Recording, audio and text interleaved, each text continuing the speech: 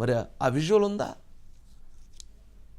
గుంటూరులో రోడ్డు మీద పల్నాడులో ఆ బస్సులో నుంచి ఎవరో ఒక వ్యక్తి తీశాడు ఆ విజువల్. అది కూడా ఇలా ప్రజలు ఎవరో తీసిన వీడియోస్, సీసీ కెమెరాలు ఇప్పించినది, ఇవే సాక్ష్యాలు. లేకపోతే ఇవేం తెలిసేది కాదండి. రైట్. కాసు మహేష్ రెడ్డి గారు మాట్లాడారు ఇప్పుడే, పిన్నెలకి అండగా మాట్లాడాడు. ఏమని? ఆయన ఎక్కడా తప్పు చేయలేదు, ఆ ఒక్క విజువల్ ఆధారంగా యూఎం మిషన్ పగలగొట్టిన ఆధారంగా ఆయన మీద కేసులు నమోదు చేస్తారా? ఇది ఎక్కడే న్యాయం, ఇది ఎక్కడి ధర్మం, ఇది ఎక్కడి చట్టం అని ఆయన అడుగుతూ ఉన్నారు. అంటే పిన్నెలకి అండగా కాసు మహేష్ రెడ్డి గారు రంగంలో దిగారు. అది ఈ విజువల్. ఇది ఏందండి అసలు? ఇది ప్రజాస్వామ్యమా లేకపోతే ఏంటి అసలు? ఆంధ్రప్రదేశ్ రాష్ట్రంలో ఉన్నామా లేకపోతే ఎక్కడ ఉన్నాము? అసలు ఏం జరుగుతుందో? ఆ చేతులు ఆ రాడ్లేంది, ఆ కర్రలేంది, ఆ ముసుగులేంది? ఆ ముసుగుల్లో పిన్నెల రామకృష్ణారెడ్డి తమ్ముడు కూడా ఉన్నాడట, ఆయన కూడా పెట్టుకొని ఉన్నారట. అందుట్లో వీళ్ళందరూ మాచర్ల ప్రాంతానికి చెందినటువంటి వాళ్ళు కూడా కొంతమంది కాదట. ఇందుట్లో కొంతమంది బయట నుంచి ఈ అంటే అత్యంత కిరాతకంగా మనుషులను చంపడానికి ఉండేటువంటి వ్యక్తులను కూడా ఎంగేజ్ చేసి తీసుకొచ్చారని చెప్పని చెబుతూ ఉన్నారు.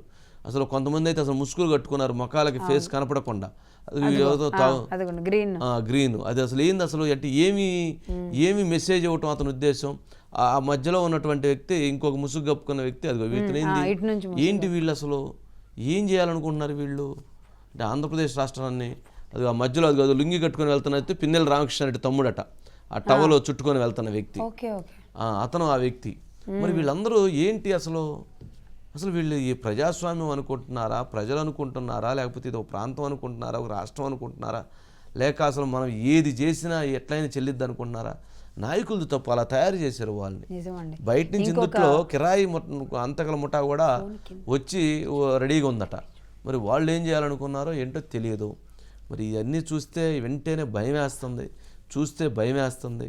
మరి దాంట్లో మధ్యలో వెహికల్, పిన్నెల వారి వెహికల్ మధ్యలో అదేదో పెళ్ళి పేరంటానికి వెళ్తున్నట్లు, లేకపోతే ఇంకెక్కడన్నా సభకో సన్మానానికి వెళ్తుంటే జనం అందరూ ముందు వెళ్తున్నట్లుగా ఇదేంటి దాడులు చేయటానికి?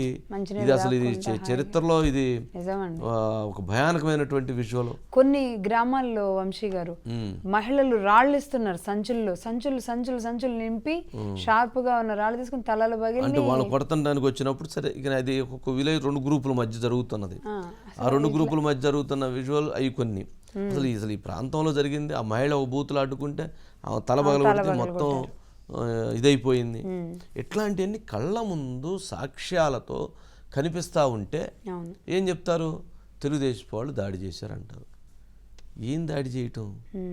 వాళ్ళకి భారతీయ జనతా పార్టీ కూటమిలో ఉండబట్టి, కొద్దిగా అధికారులను మార్చబట్టి, కొంచెం ఎన్నికల కొంచెం ఒక పద్ధతి ప్రకారం జరిగింది.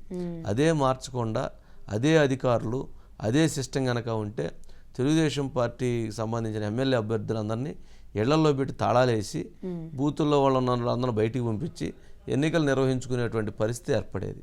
మరి అలాంటి పరిస్థితి నుంచి కొంత అధికారులను మార్చి కొంత సజావుగా నడిపే విధంగా తయారు చేశారు. మరి ఎంత జరిగినా కానీ ఉంటున్నారు, తెలుగుదేశం వాళ్ళు దాడి చేశారంటారు. మరి ఇదేంటనేది అర్థం కాదు.